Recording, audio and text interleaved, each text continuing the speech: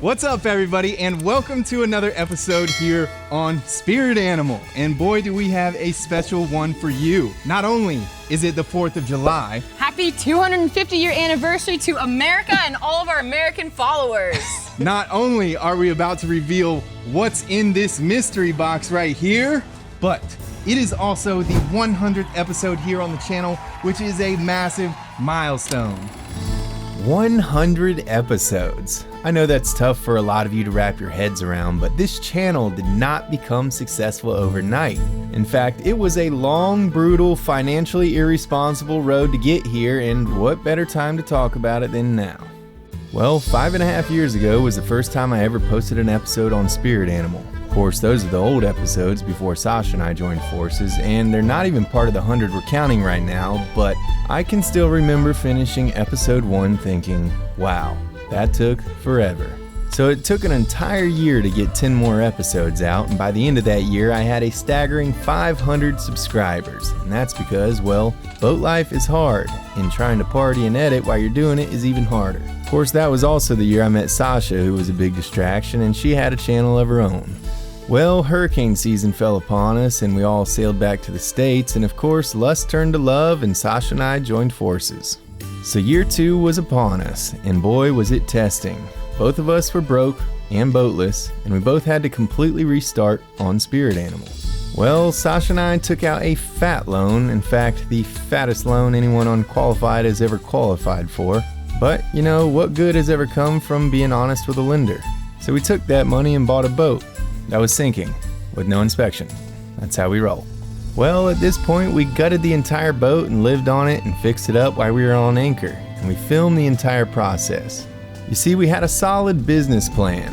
As long as we had enough of the loan left to pay the monthly loan payment, then we could live off that until YouTube pays it back. Well, by the end of year 2, we had a whopping 8,500 subscribers, our YouTube income climbed up to $0, and our brilliant investment strategy felt more like an unpaid internship.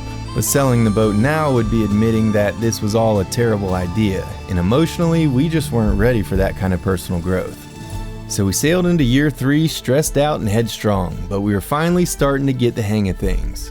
We were filming epic content, starting to be more consistent, and the quality of the videos kept getting better and better. By the end of year 3, we had grown to around 50,000 subscribers, and it finally felt like we were starting to get put on the map. But financially, we weren't even close to covering our weekly expenses, and money was still flying out the window. However, after another 365 days of keeping our nose to the grindstone, we had finally reached 100,000 subscribers by the end of year 4. And this was a massive turning point for us. For the first time in 4 years, the channel was bringing in just enough money to break even. Not get rich, not retire, just enough to stop actively going into more debt. And that felt incredible. But that's when the catamaran appeared, upside down on the mangroves, destroyed by a hurricane. And somehow we looked at it and thought, yep, that's the next logical step. So we took every last remaining dime from the loan and bought the catamaran, and then held on tight for the most stressful ride of our lives. For 52 days we were trapped in a living hell, only to find out months later that it was one of our biggest blessings in disguise. Because 5.5 years later, we can now say that we have posted 100 episodes, we have acquired 338,000 subscribers, and we are finally starting to chip away at that loan. So was this channel an overnight success? Absolutely not. We have made so many sacrifices and are incredibly proud of how much we've accomplished, but we say all that to get to the most important part, and that is that the success of this channel wouldn't mean a damn thing without each and every one of you watching on the other side of the screen. So genuinely, whether you've been here since episode 1 or episode 91, from the bottom of our hearts, we give you the biggest of thank yous. You guys have laughed with us, you've cried with us, you've celebrated the wins, and even given us words of encouragement to keep going. You've shared our videos, bought our merch, and even supported our sponsors. But through it all, even the inconsistencies in our posting, you keep showing up, and that means the world. Now, if you've managed to watch this entire 4-minute speech, then do us a small favor if you haven't already and hit that subscribe button to help us break the 350,000 mark. Another milestone that would help us out tremendously, and above all, it's free. Now, let's get back to the journey. Wow, what an incredible adventure it has been so far. I know a lot of you are new here and probably jumped on the channel right when we got the cat in the mangroves. So we really urge you to go back and start from episode 1 and check out the adventures and what we used to be like before we got chained to the boatyard. Anyways, it is time to see what's in the mystery package, and we're also gonna tell you who won the challenge here in a second as well. Remember last episode we had you guys guess what was in this box, and winner's gonna get a free spirit animal hat. All right, Sash, you ready? Ready? Count down from 3, From 3, 2, 1. I present to you the Nanny in 4.5s, 2 of the sexiest engines on this planet. And congratulations to Rusty Cruiser, the only one to guess the exact make and models. For that, we're gonna send you a spirit animal hat of your choice. So let's dive into it. Why did we choose these motors, Sash? Well, because they're spirit animal blue. Well, I mean, yes, that's a very valid reason. They are beautiful, beautiful. Beautiful. But there was a lot of research that went into this decision, and to tell you why we did it, we gotta nerd out a little bit. Damn it, they sent me a medium, Sash. Holy shit. Damn, I am kind of busting out of this thing. Oh my God. Okay, let's dive into why we got these engines, but first, let's pause for a sexy B-roll shot.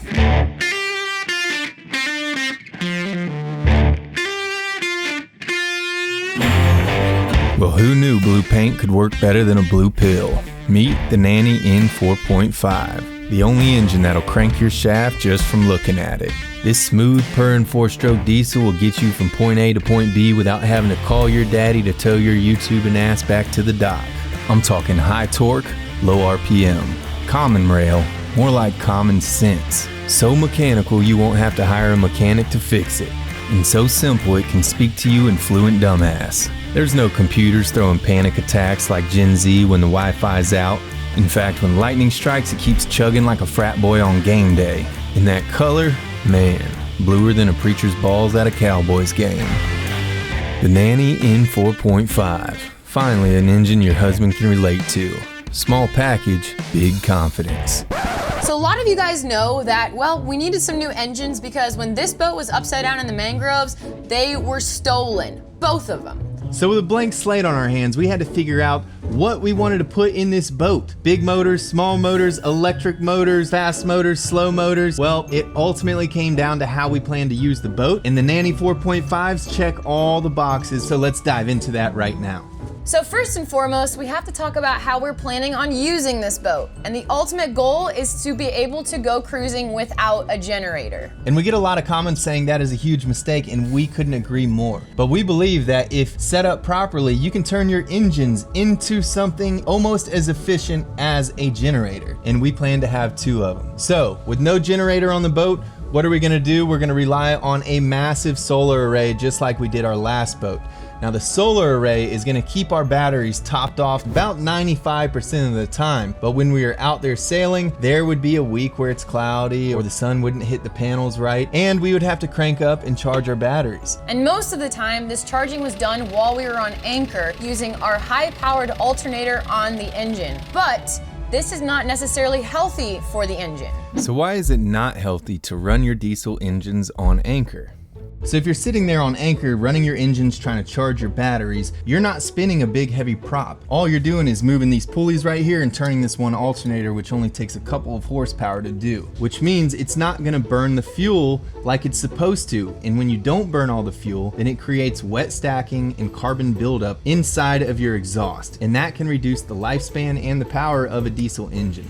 Now, it's okay to crank up your diesel engine and let it run on idle. In fact, letting it warm up and cool down are important and healthy. But if you're idling for extended periods of time, then it's generally recommended to put at least a 30% load on your engine so it runs at the healthy rate. Meaning, if you have a 100 horsepower engine, then you need to make it use around 30 horsepower so it burns all of the fuel that's being pushed into all the cylinders. If it doesn't burn that fuel, well, it can glaze your cylinder walls and cause wet stacking and carbon buildup like we said earlier. So to put a load on a diesel engine, you gotta make it work. And turning a big propeller underwater definitely makes it work.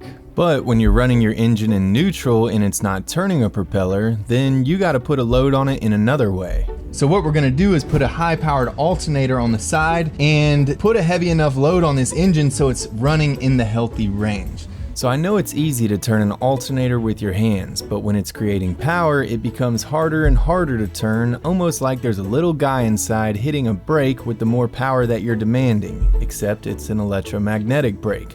Well, every 746 watts that your alternator produces requires 1 horsepower from your engine. So if you want to put more load on your engine at anchor, then adding another alternator can force your engine to use more horsepower. But the larger the engine, the more horsepower that you need to get into that healthy range. So the reason why we didn't jump up to the Nanny 4.65, which is the next size up, is because it's more powerful, which means it's going to be harder to get it into that healthy load range while you're idling, and it also has a turbo. This Nanny 4.5 is the largest naturally aspirated engine they have, meaning it has no turbo. And there's no turbo, there's no aftercooler, there's no high speed moving parts forcing air down into the engine. Less moving parts means more simplicity and less maintenance. Now I think it's also fair to touch base on the fact of why we didn't go with Yanmars, because they come stock in all the Lagoon 450s out there. And if you look under the hood, you're most likely going to see the Yanmar 4JH57. It's a 57 horsepower engine, which has a little bit more horsepower than this at 47.5 horsepower, but it has electronic fuel injection, which means there's a lot of computers on that thing, and that can give you issues, especially if you're off grid somewhere. So the Yanmar 4JH57s are what we call common rail. And that's because all of their injectors share a common rail. And this rail stores diesel under an immense amount of pressure supplied by the high pressure injection pump. And this pressure allows the diesel to be atomized when it's sprayed into the cylinders, allowing for a cleaner burn. Now these common rail engines are more efficient, but they're extremely complicated because everything relies on the ECU. The ECU, the engine's brain, is constantly exchanging information from each part of the engine to monitor the engine's condition. Now this ECU controls all the timing and the fuel delivered by each injector down to the thousandth of a second. And if anything happens to this computer, well, I hope you're not in the middle of nowhere, because you're probably not going to be able to fix it with a wrench. But on the contrary, the Nannies have the old school, reliable, mechanically injected system. This is mechanically fuel injected. You can see here, this is the only electronics that are on the engine. You got like a starter relay and a little fuse here. Those are easily changeable, and you're not gonna be out in the off-grid places trying to fix this thing with a laptop or get another computer shipped in, because lightning struck 2 miles away and fried your engines. If you read the forums, that really is a real issue, which is why a lot of the people rave about the older 4JH5Es that they used to put in this boat, which is a 50 horsepower Yanmar. Very similar to this one. It was mechanical, it was bulletproof, it was everything all the cruisers wanted, but they stopped making them. And even if they did make them, my fellow Americans here could not get their hands on them because they don't meet the EPA requirements for the United States, so they can't sell them there anyways. But the Nanny 4.5 mechanical engine does meet those requirements. So the fact that they used to put 50 horsepower mechanical engines in these things made me feel a lot better about the Nanny 4.5 at 47.5 horsepower. And another reason we felt comfortable installing these engines in our boat is because we have some really good friends that recently installed a couple on their boat as well. Hey guys! Oh, nice hat. Thank you. Ian and Brioni here with Sailing Red Seas on YouTube. We are calling to get some comfort. So we got the Nanny 4.5s, and our biggest concern with those were that they weren't going to be big enough, because the Lagoon 450s come stock with the 57 horsepower Yanmars, and I've seen people upgrade up to 60 and even 80 horsepower engines. Yeah. And I mean, there is a thing called hull speed. I think 80 is a little bit ridiculous, but anyways, you guys installed the Nanny 4.5s in your boat, right? Yeah, we did. We actually came down from 59 horsepower. Yes, we took a reduction, but because they were like new engines, the performance is so much better. So we had It was no-brainer. no qualms Yeah. going to the 450s, and then that's been proven to be a good choice. Well, a lot in of the last horses 3 had years. bolted the stable.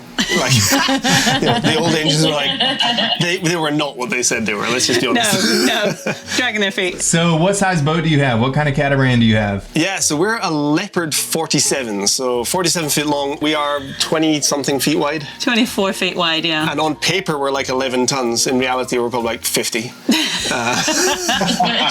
Yeah. Anyways, the point is your boat is roughly the same size and weight. Can you give us some idea on the speed you're getting with these two engines? So we're running at the moment on like 10,000 RPM. We'll be doing 6.5 knots. Oh, wow. Wait. You said 10, did you say 10,000, yeah. 10,000 RPMs? Yeah. Yeah, like No, that sounds high. You mean 1,000? Excuse me, I do mean 1,000. Sorry, man. Oh my god. I was like, it must have switched their gauges. Just get out and roll, yeah. 1,000 RPM. Sorry, yes, I was half asleep. Yeah, 1,000 RPM. It's early here. We're all the way in Fiji. So yeah, 1,000 RPM, we'll get like 6.5 knots. Yeah. We got to 15 RPM. Wow. And we see, 7.5-ish. Really? So that seems like not an issue at all. I was really worried that if we had a strong current or a strong headwind, that we'd be flooring it and going like 4.5 knots. Oh no. So if you've got both your engines at like maxed out 2,800 RPMs, do you think you can hit 9 knots? Oh yeah, easy, man. We would Not get even- it well before then. Yeah, so we looked at the options like you guys, right? We looked at everything out there, and we're like, well, where we cruise in particular, we're really remote most of the year. Yeah. And so we were like, we need to have something that we can jump down and repair no matter what. We don't need to call out some service technician with a laptop. It needs to be like gorilla brain and spanners. That's kind of around that. And it does that. Yeah, the new Yanmars in particular are all common rail and ECUs and stuff. It gets complicated. And I'm quite technical when it comes to laptops, but they don't let you play with them. Yeah, exactly. And the fuel efficiency is insane because you're not running hard all the time. It's a no-brainer, guys. Well, I will say that there was a part of me that was wondering if we went too small, but I'm so glad we called you guys because I'm even more pumped than I was. Oh yeah, we could not be happier with these new engines. Like, there's never been a single moment of regret. It's just Not been even. like such a good decision. They're a breeze. And they fit so nicely, right? They're a perfect fit. Well, we saw the video on how y'all installed them. That looked like a tough fit, but you We got had it like in a there. whole centimeter spare as we lowered Easy, it through the hatch. Anyways, that's awesome, guys. Ian and Brioni with Red Seas, Sailing Red Seas on YouTube if you want to go give them a follow. Where are you guys at right now? So we've just finished our refit in New Zealand and we've just arrived in Fiji. So we've still got plenty of refit to happen. We're just doing yeah. it as we go now. Yeah, the boat is a bomb site. It's a good job you're looking this way. Good luck getting everything together and getting back out there. And You too. Yeah, I know you wish too. that right back at us. Good luck with that install. Absolutely. Have fun, guys. Let us know how it goes. Yeah, see you guys. All right, Thank cheers. you. See you later. So just to recap, we went with this smaller engine because it is big enough to push the boat, yet small enough to where we can get this thing into a healthy load range when we're charging our batteries on anchor. Secondly, it is 99% mechanical, which means we're gonna feel extremely comfortable going anywhere in the world, knowing that we can fix this thing with a wrench and some pliers. Third, it's sitting on the proven Kubota block, which they put in all sorts of farm equipment, construction equipment, generators, meaning you can get service anywhere. And fourth, it runs on lower RPMs. We want simplicity, we want mechanical. And they're blue. We also got these ZF12 sail drives, which are comparable to the Yanmar SD60s that were originally in the boat. We also got these wiring harnesses, these beautiful and simple push button control gauges, tons of spare filters, impellers, and other various parts, and these show-stopping fiberglass engine bays that we may or may not have to fiberglass in the boat. But that's a project for tomorrow.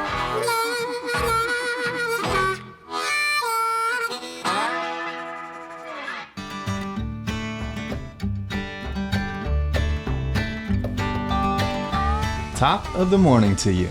Okay, so today we got to figure out if we're gonna have to glass in these new engine bays, or if our brand new Nanny engines will sit on the existing engine bays we have in the boat, which we're hoping will work because that could save us a lot of work. Yeah, but I'm not awake yet, so let's get our wheels turning before we figure all this stuff out. A little too early for you?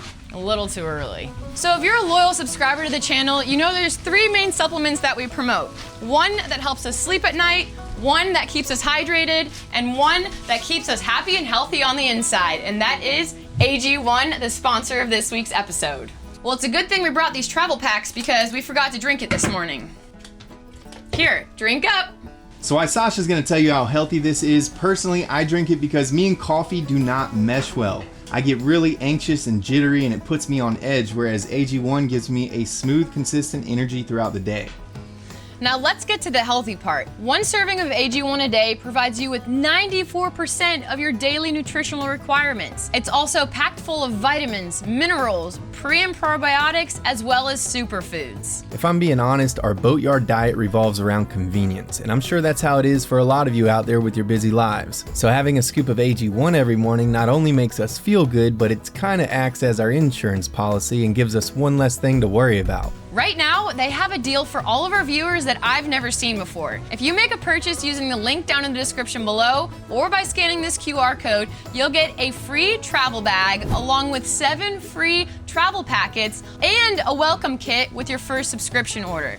So if you guys want to try it out, go check out those links, and thanks again AG1 for sponsoring this episode.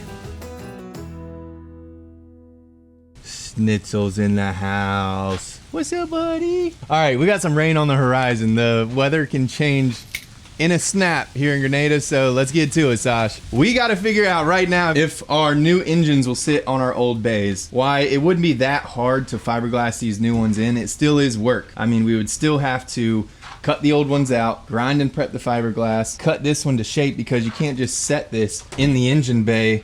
It's not a flat surface. This is about where the engine sits, and you can see this curve of the boat here. So we'd have to match that curve on the inside to this bay. But not only do we got to get that curve right, we would have to make sure that the height is right so that we have proper clearance for our prop underneath. Because if you look over here, you need maybe at least 2 or 3 inches of clearance between the props you're going to use in the bottom of your hull. But anyways, installing the engines isn't a project we're going to do anytime soon. As you can see out here, we are packed in behind a bunch of boats, and we're not going to be able to get a crane in here to lift the engines into the bays until after hurricane season, once they start dumping boats in. However, we are in the fiberglass phase, so that's why we got to figure this out right now. So we have to see if our sail drives are the same length. We got to see if the bolt holes are going to line up on the new ones. And we got to check our width and our height to see if our new motors are going to sit on our old mounts. If they do, that's great. That's an easy swap over, an easy conversion for anyone who's got Yanmars and a Lagoon 450 that wants to switch to Nanny. And as nice as these things are, you can always put the nice little Nanny stickers on the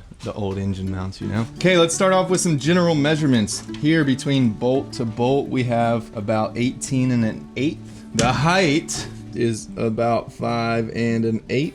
Okay, front bolt to the rough center is 13 inches. So we're gonna cross these bolts. We've got 14 inches center to center, and then the space between the bolts are 5 5/16. Okay, we got some generic measurements. All right, heads up. Hey, Oh, that's a dirty engine bay. we're gonna have to remove some engine parts before we get our true measurements, huh? Let's see what we can get before we start removing anything. Ooh. So the width is good, 5 5/16 from center to center. That's good news. These bolts are the same distance apart. So you think they might have the same bolt pattern? They could very well have the same bolt pattern. Yep, we've got the distance from this bolt to here. Oh, 5 1/8. So it's taller. This one's a 1/4 inch taller from here to here.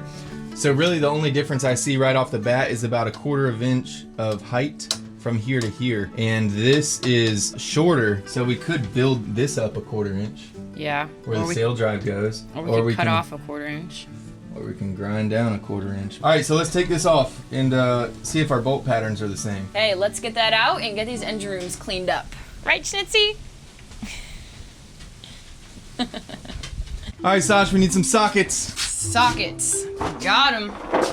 Pliers, just in case. Pliers, these Grab two. the essentials, couple drivers. Let's grab this. Yeah. And batteries One's fine. and drivers. Get a socket to drill adapter. I feel like I'm being quizzed right now. You are. Do you know what is what? Gloves. Good call. Okay. Let's go. Get you a girl that likes to get greasy. This is my favorite part. She really does enjoy this part. I love She getting- loves mechanical engine stuff. Not that any of this is really mechanical quite yet. It's mechanical. All mechanical. All right, what you need? Okay, I need some sockets. What size? Probably a 15 and a 17. 15 and 17. Thank you. Gloves. Check. They were a 17. Good guess. Or was that not a guess? I just know.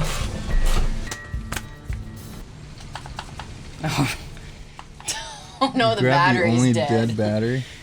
There you go. Now it's time for some fun. There we go. We haven't touched these engine bays since we hauled the boat out, so they're still oily and dirty. We pumped out all the water. Yeah. A little bit has gotten in here because we've left some hatches open. We're gonna get these nice and shiny right now. Right about now.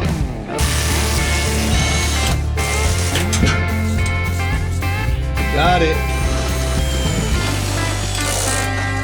All right, so you're gonna lift that out now. I'm strong, but I'm not that strong. Here, I'll lift off the motor mounts. You lift off the sail drive. Deal? Deal. Here you go.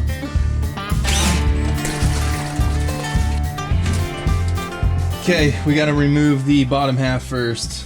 Let's go do that. Boat came with some decent folding props. All right, so I really like these here. Usually you see a rubber boot. This is the first time I've seen a fiberglass little protective cover. And that helps the boat glide through the water so you don't got turbulence going right here. And I would assume it helps with growth getting up in there. I would like to redesign these so they screw in, which we'll do down the road, but we gotta rip them out.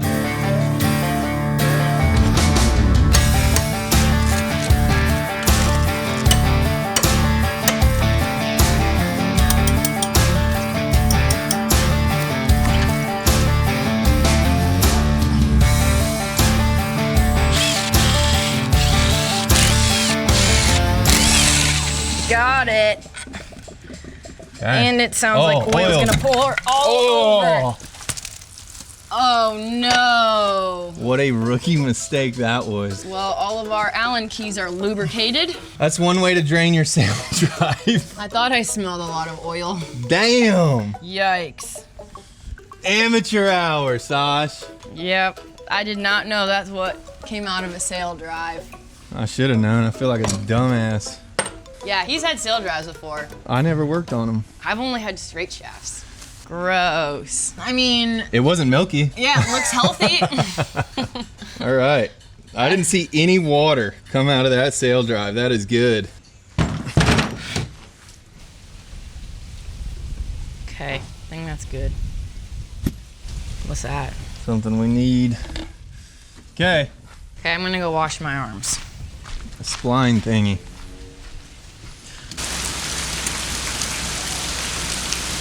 Perks of having a catamaran. We got a little bit of water coming down, but nothing is hitting our table, so that's good. I'm coming over. Run! Oh, you stay somewhat Schnitzel, dry. you hide now, huh? Hey, buddy. It's a wet one. We picked a really good day to work on the boat. All right, the rain has let up a little bit. Let's get back to it. Is it heavy? Not for me. So this is what we're looking like. It's pretty nasty in here. Oil, dirt, get this nice and clean. And she's out. All right, here's the two-piece combo right here. We'll get this dried off, sprayed down, cleaned up. Those gears look good. Okay, now we have to get the makeshift plug out of the port side. As you can see here, this was a piece of fiberglass that we cut out of the ceiling and just glued underneath temporarily so we could float the boat down here from Carriacou. If you come inside, that is a piece of plywood that we retrofitted and also glued down. So we got to try to get that off and also clean this side out. That's gonna be fun. Yeah, I can't remember how much 5200 we used.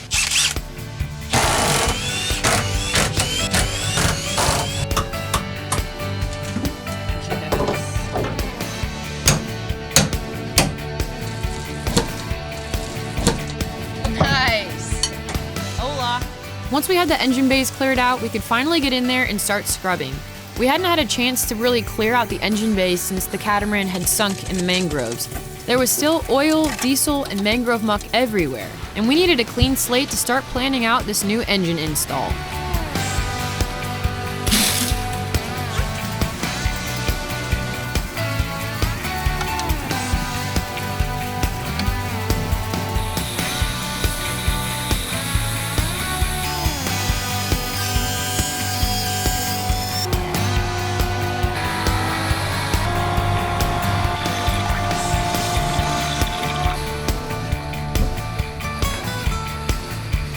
Still needs a good cleaning, but that's gonna get us by.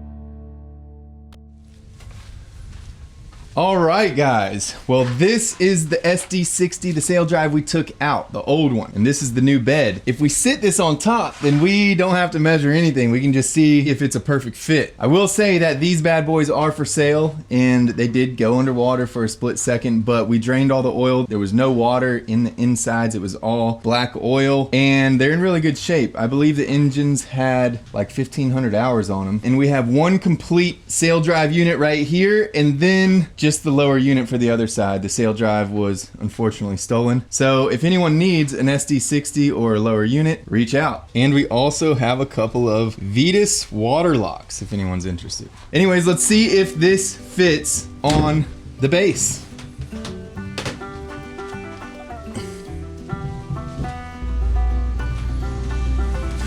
Woo-hoo-hoo, Sash! I think you're gonna like this. Peek your head over here and check this out. Right there. What do you see? I see the screw holes. Every single through. one of them is lined up dead nuts. That's amazing. Even these back four here. So that means that our new sail drives are gonna fit on the old beds perfectly, which means the only real difference we see is a 1/4 inch between here and here. And that means we either need to build up the sail drive base a 1/4 inch or lower these top plates a 1/4 inch. However, an easier option is adjusting the height of the motor. And typically you have a height adjustment here on the motor mount itself. This one is actually a fixed motor mount, but typically they come threaded with a threaded rod here, and you can adjust the height in the bolts here. But even if we bought one of those threaded motor mounts, this is already maxed out to the lowest setting, and I don't think that's gonna help us. So now we gotta turn our attention to this bracket and these bolt holes here. And as you can see, they're also fixed and there's no way to adjust any height. The only way is to drill a new hole, and honestly, those holes that are there are probably a 1/4 inch thick themselves, which means we would have to drill right at the bottom of the existing holes. We could also offset the holes and then go down a 1/4 inch, but there's just not enough meat on the bottom side of that bracket to do so. So either way, having these old brackets customized by a welder or getting some new right angle brackets fabricated is going to be a lot easier than messing with the fiberglass in the engine bay. So we shouldn't have any issue getting these engines in the old bays. Well, guys, that's gonna wrap it up for this week's episode. We hope you learned something. We hope you guys had a little bit of a laugh, and we hope you're just as excited about these new engines as we are. Next week, we are going back into the boat, and we're gonna readdress some of the structural issues that we have, and hopefully get closer to finishing that up. As always, we want to give a big thanks to all of our patrons. We couldn't do this without you guys. We really mean it. Thank you so much. And thank you everyone who tunes in and helps support us with comments and views. If you haven't, hit that like button, hit that subscribe button, and we'll see you next time here on Spirit Animal.